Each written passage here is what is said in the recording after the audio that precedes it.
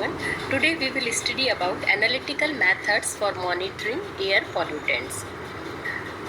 When a pollutant is emitted as a result of carelessness, and especially when it is extremely necessary to measure its concentration at the site of emissions, various laboratory methods fail to give reliable information.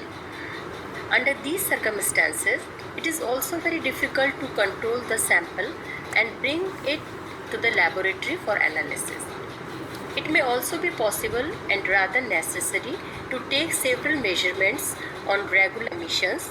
Various laboratory methods fail to give reliable information.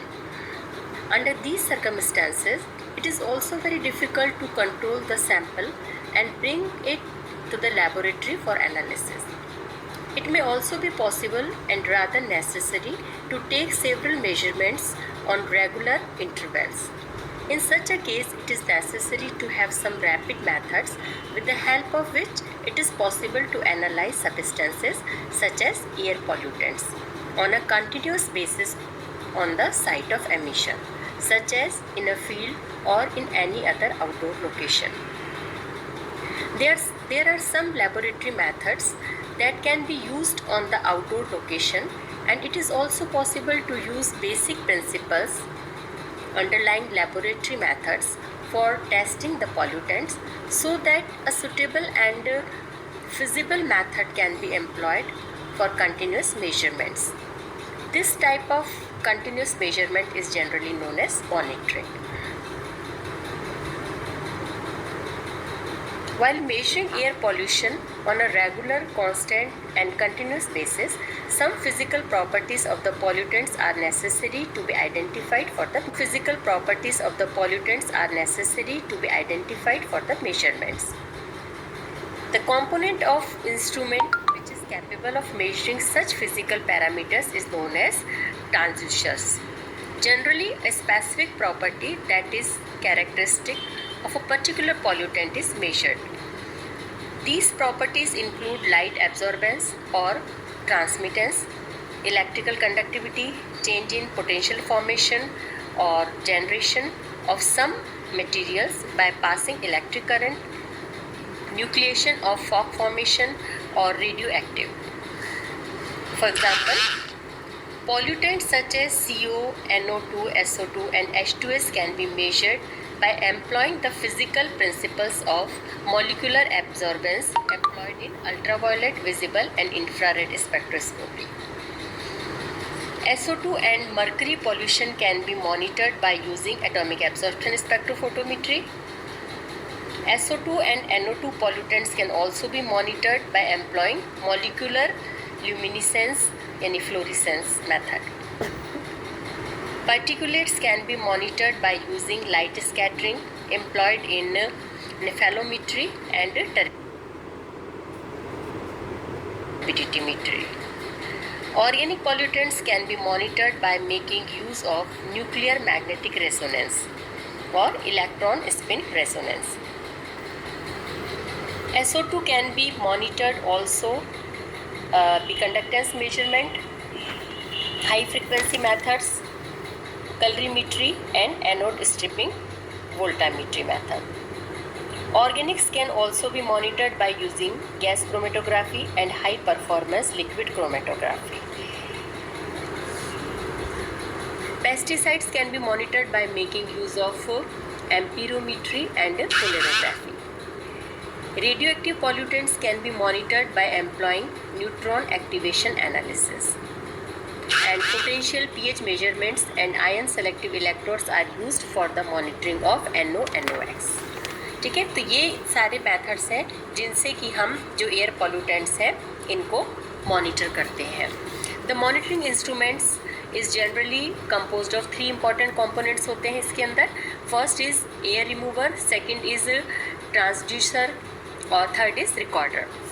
The air remover consists of flow meter as well as a pressure gauge. The air remover measures flow rate of air passing and the pressure under which the gas pollutants exist.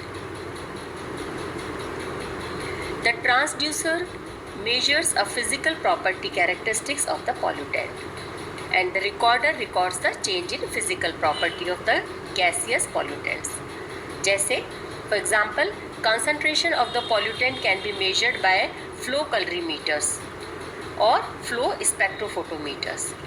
The instrument is regularly checked for various parameters such as response time है, sensitivity, specificity, maintenance and overall accuracy. अब इसमें common air pollutant monitoring instruments दिए हुए हैं, जैसे कौन कौन से इंस्ट्रूमेंट्स हैं. इंफ्रारेड गैस एनालाइज़र है, non dispersive infrared gas analyser, vehicle exhaust meter, carbon monoxide monitor, SO2 monitor, ozone monitor, NOx monitor, H2S analyser.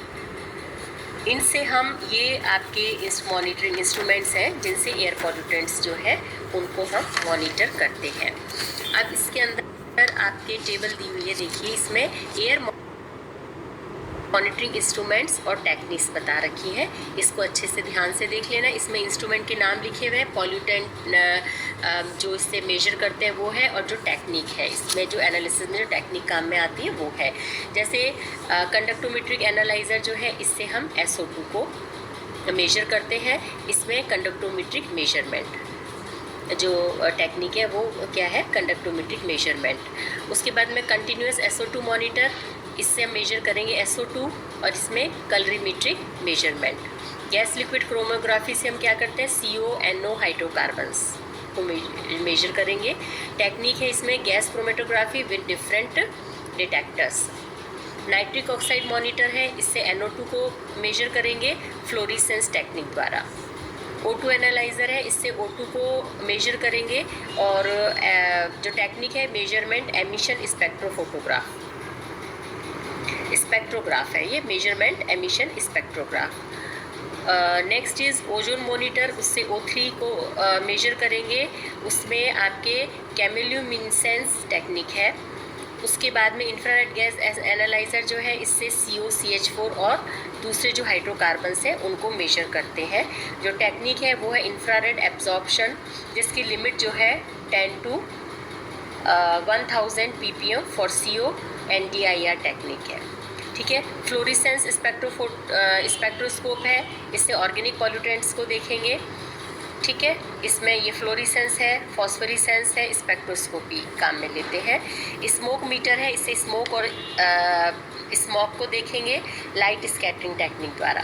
Atomic absorption spectrometer है, जिससे ट्रेस मेटल एनालिसिस करेंगे, क्योंकि इसमें बहुत कम कंसंट्रेशन जो है, बहुत कम जो मतलब ppm के अंदर जो होती है उसको हम मेजर करते हैं. तो ट्रेस मेटल एनालिसिस के अंदर हम SS को काम में लेंगे. और जो टेक्निक की आगे atomic absorption spectroscopy. And last है आपकी स्पेक्ट्रोग्राफ, इससे हम मेजर करते हैं metal pollutants at trace level UV visible spectroscopy से. ठीक है. तो ये आपके हैं मॉनिटरिंग इंस्ट्रूमेंट्स और टेक्निक्स हैं. उसके बाद हम देखते हैं प्रिंसिपल्स ऑफ एनवायरमेंटल मॉनिटरिंग. इनके जो प्रिंसिपल्स हैं वो क्या है. The monitoring programme can be classified into a number of groups, but the priority is generally given in the order. Ambient environmental monitoring, source monitoring, और in plant monitoring and personal monitoring. ठीक है. उसके बाद में हम लेते हैं analytical methods for monitoring air pollutions, monitoring of sulphur dioxide. अब देखिए इसके अंदर ये